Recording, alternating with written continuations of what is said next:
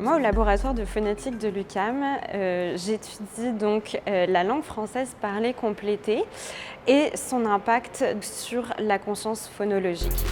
La LPC, c'est un outil qui a été développé pour les enfants et les personnes donc sourdes ou malentendantes, qui permettait donc de désambiguïser la lecture labiale et de rendre visibles tous les phonèmes de la langue en question. Par exemple, pour une personne qui est sourde ou malentendante, quand elle va discuter avec quelqu'un, si on a une même image labiale, pour elle, ça va être plus compliqué de comprendre de quoi on parle et elle va devoir utiliser le contexte.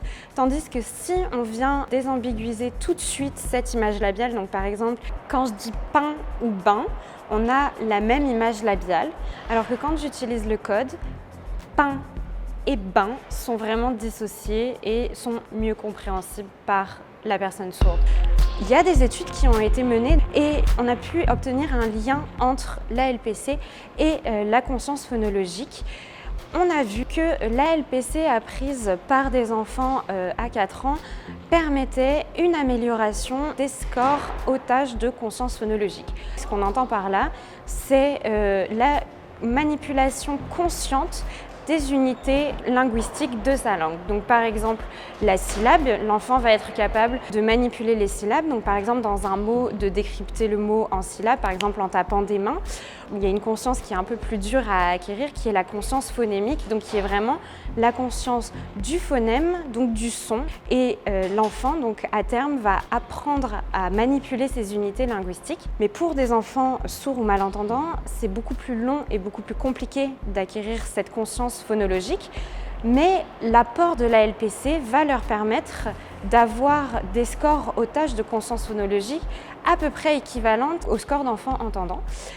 Et ces résultats nous ont vraiment interpellés et associés au fait que l'ALPC est un code basé sur une structure syllabique, sachant que l'apprentissage syllabique permet une meilleure intégration des phonèmes et un développement de la conscience phonémique très important.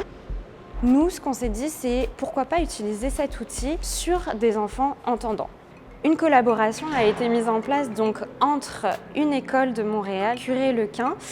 C'est poser la question de savoir si ça pourrait être un outil intéressant à intégrer dans leur classe de préscolaire et première année pour les enfants entendants. Et ils ont recueilli 3 collectes de données au cours de cette année de préscolaire. Et nous, le laboratoire de phonétique de l'UQAM, avons pu recueillir ces données pour voir si effectivement il y avait un impact de la LPC sur les tâches de conscience phonologique.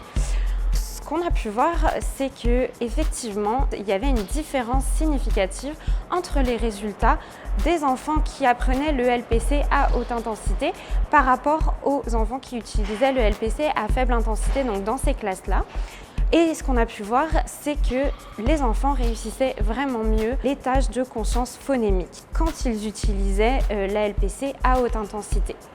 Ces résultats sont vraiment encourageants puisque comme la conscience phonémique est importante pour l'apprentissage de la conversion graphème-phonème pour les langues alphabétiques, donc le français étant une langue alphabétique, c'est très pertinent pour ce cas-là. On se demande à terme si ça pourrait avoir un impact également sur les performances de conversion, donc graphème-phonème, et à terme possiblement sur l'apprentissage de la lecture. Et on a voulu aussi pousser les choses un peu plus loin pour savoir si la LPC pouvait être un outil intéressant pour les enfants en difficulté d'apprentissage au préscolaire. Donc on a réalisé des différents groupes, puis on s'est intéressé à un groupe d'enfants qui ont eu des scores aux tâches de conscience phonologique compris entre 0 et 30%. Et nous, on s'est demandé si pour ces enfants-là, il y avait une amélioration significative donc des scores entre septembre 2018 et mai 2019. Et quand on a analysé nos différents groupes, on a pu voir que le groupe d'élèves qui utilisaient le LPC à haute intensité avait une amélioration significative des scores comparé au groupe d'élèves qui utilisaient le LPC à faible intensité.